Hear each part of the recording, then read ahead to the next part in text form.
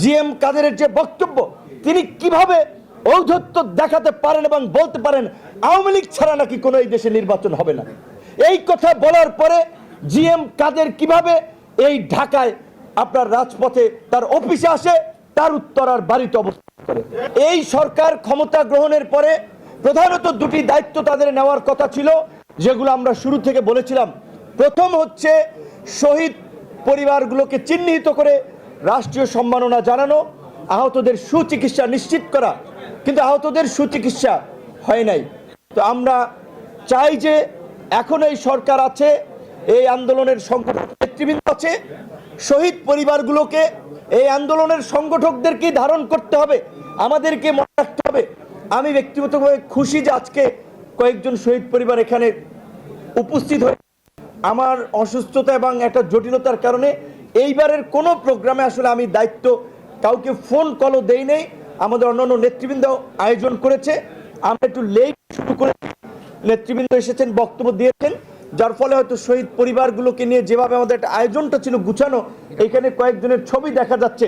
দেখেন এই যে ডান সাইডে এই ছেলেদের বয়স কত, 20 থেকে 25 বছরের মধ্যে, যে এই যে 5 জন ছাত্র, ডান পাশে 4 জনের ছবি দেওয়া আছে, তাদেরও বয়স এইরকমই 20 থেকে 25-এর মধ্যে, একজন হয়তো বেশি হতে পারে। এই আন্দোলনের ম্যাক্সিমাম যারা শহীদ হয়েছেন দেখবেন যে তারা ছাত্র, যুবক এবং তরুণ। তো এই তরুণরা কেন জীবন দিয়েছিল, কেন রাজপথে বন্দুকের নলের মুখে দাঁড়িয়েছিল? কারণ তারা এই ফেসিবাদের নির্মম নিষ্ঠুরতা তারা চোখে দেখেছিল।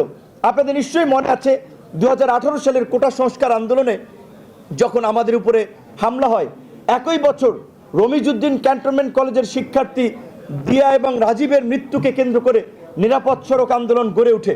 সেই আন্দোলনের থেকেই প্রকৃতার্থে প্রথম প্ল্যাকার্ড শিক্ষার্থীরা তোলে, রাষ্ট্র সংস্কার প্রয়োজন।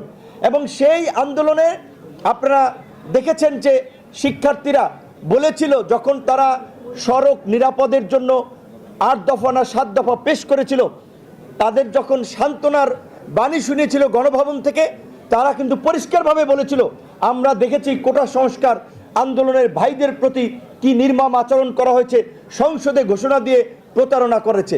কাজে এই যে কোটা সংস্কার আন্দোলন থেকে নিরাপদ সড়ক আন্দোলন, এই আন্দোলনের মধ্যে দিয়েই কিন্তু আমাদের তরুণরা এই ফেসিবাদের প্রতারণা, তাদের নির্মম নিষ্ঠুরতাকে পর্যবেক্ষণ করেছিল। এবং তারা এই দ্রোহের মিছিল ক্যাম্পাস থেকে শুরু করে আপনারা এই যেমন গণ অভ্যুত্থানে দেখেছেন, বাংলাদেশে এখানে আমাদের সিনিয়র জাতীয় নেতৃবৃন্দ আছেন, 90-এর গণ অভ্যুত্থান হয়েছিল শহর কেন্দ্রিক, ঢাকা এবং চট্টগ্রামে হয়তো ওইভাবে একটা আন্দোলন হয়েছিল। 24-এর গণ অভ্যুত্থান সেই প্রত্যন্ত ইউনিয়ন পর্যন্ত ছড়িয়ে গেছে, কারণ এই তরুণদের সংগঠিত চিন্তা ভাবনা এবং এই দীর্ঘদিনের সংগ্রাম। তো আমরা চাই আগামীর বাংলাদেশ এই গণ অভ্যুত্থানের আকাঙ্ক্ষায় গড়ে উঠবে। আগামীর বাংলাদেশে হানাহানি, মারামারি, বিভেদ, বিভাজনের রাজনীতি থাকবে না। আজকে আক্তারের সাথে একটি কথা আমরা ইনফরমালি বলছিলাম, রাজনৈতিক নেতৃবৃন্দ আমরা আলাপ আলোচনা করি, তখন আমরা এই কথাটি বলি, এই নির্বাচন আমরা সবাই চাচ্ছি যে নির্বাচন যথাসময়ে হোক, কিন্তু আপনাদের একটা কথা মনে রাখতে হবে, রাজনৈতিক নেতৃবৃন্দকে, এই গণ অভ্যুত্থানের সময় ছাত্র, যুবক, তরুণরা আন্দোলন করেছে, ঠিক, তারা আহত হয়েছে, গ্রেপ্তার হয়েছে, একই সাথে রাজনৈতিক নেতৃবৃন্দকে কিন্তু প্রথম গ্রেপ্তার করেছে। জামাতের সেক্রেটারি জেনারেল মিয়া গোলাম পরোয়ার এখানে বক্তব্য রেখেছেন, মিয়া গোলাম পরোয়ার থেকে খসরু ভাই, নজরুল ইসলাম খান, আন্দালিব রহমান পার্থ, এরকম অনেক নেতৃবৃন্দ, এনি ভাই ছিল, আমরা একসাথেই আপনার ওই ডিবির কার্যালয়ে ছিলাম।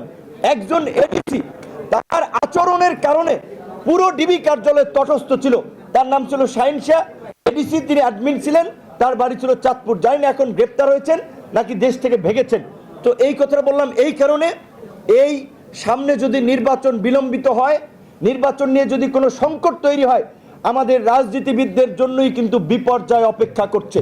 কাজে আমরা মনে করি অবশ্যই আমাদের যে প্রাণের দাবি, এই গণ অভ্যুত্থানের যে আকাঙ্ক্ষা, গণহত্যার বিচার, রাষ্ট্র সংস্কারের পরিষ্কার রূপরেখা এবং নির্বাচন, গণহত্যার বিচার চলছে এবং এই যে আন্তর্জাতিক অপরাধ ট্রাইব্যুনালের যে প্রসিকিউশন টিম, তাদের কার্যক্রমে আমরা খুশি, তাদেরকে আমরা ধন্যবাদ জানাই। এই প্রতিষ্ঠাবার্ষিকী থেকে আপনারা দেখেছেন যে এই আর্মির জেনারেলরা গুম খুনের সাথে জড়িত ছিল, যাদেরকে গত 1 বছর বিচারের মুখোমুখি করা হবে কিনা দ্বিধাদ্বন্দ্বে ছিল, এই প্রসিকিউশন টিম, আইন উপদেষ্টা এবং ডক্টর ইউনূসের সাহসিকতার ফলে তাদের হাতে হাত করা পরানো হয়েছে। আপনারা দেখেছেন ওই যে একজন মেজর, তিনি কিভাবে পাখির মতো গুলি করছিলেন, তাদেরকে এখন হাত করা পড়েছে, তাদের বিচার হচ্ছে।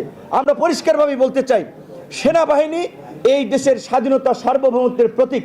সেনাবাহিনীর এই কতিপয় ক্রিমিনালের কারণে সেনাবাহিনী সম্মানহানি হতে পারে না, সেনাবাহিনী কলঙ্কিত হতে পারে না, বরঞ্চ এই ক্রিমিনালদেরকে বিচারের মাধ্যমে সেনাবাহিনীকে কলঙ্ক মুক্ত করা হবে।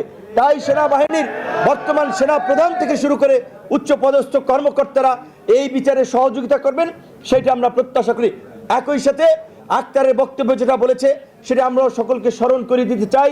কিছুদিন আগেই আমাদের সেই সমস্ত সহকর্মীদের মাধ্যমে যারা আহত নিগৃহীত হয়েও যারা হাল ছাড়ে নাই, এবং হাল ছাড়ে নাই বিধেয় আপনারা দেখেছেন যেখানে রাজনৈতিকভাবে আন্দোলন সংগ্রাম কার্যত পর্যদস্ত হয়েছে, কোণঠাসা হয়েছে, সেখানে ছাত্র আন্দোলনের মধ্য দিয়েই আমরা সেই গণ অভ্যুত্থানের প্রেক্ষাপটের দিকে দেশকে নিয়ে গেছি, দেশের মানুষকে নিয়ে গেছি।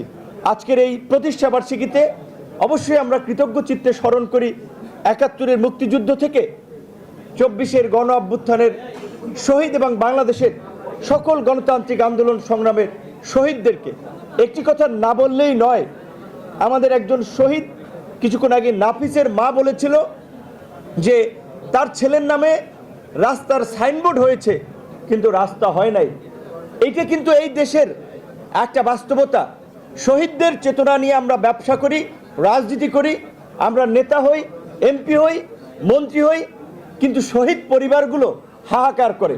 যেমনিভাবে ৯০-এর গণ আন্দোলনে ১০ই নভেম্বর নূর হোসেন দিবসকে সম্মান এবং শ্রদ্ধা জানিয়ে গুলিস্তানের ওই গোল চত্বরে গিয়ে সবাই ফুল দেয়, সব নেতারা জাতীয় টেলিভিশন পত্রপত্রিকায় বাণী দেয়, কিন্তু নূর হোসেনের পরিবারের খোঁজ খবর কিন্তু অনেকেই নেয় না। এই ২৪-এর গণ অভ্যুত্থানে আমরা দেখেছি ১ বছরের মধ্যে অনেক শহীদ পরিবার আমাদের কাছে আসে, আরেকজনের কাছে যায়, হাহাকার করে, ভাই আমার বাবা অসুস্থ, হসপিটালে নেওয়া লাগে, সমস্যার মধ্যে আছে, আপনারা একটু হেল্প করেন। কিন্তু এই পরিবারগুলোর তো এই হাহাকার করার কথা ছিল না। এবং আরেকটি কথা আমার অভিজ্ঞতা থেকে আমি আপনাদেরকে বলতে চাই, ২৯শে অগস্ট যে বর্বরোচিত হামলার শিকার হয়েছিলাম, আমার নাকে ফ্র্যাকচার হয়েছে।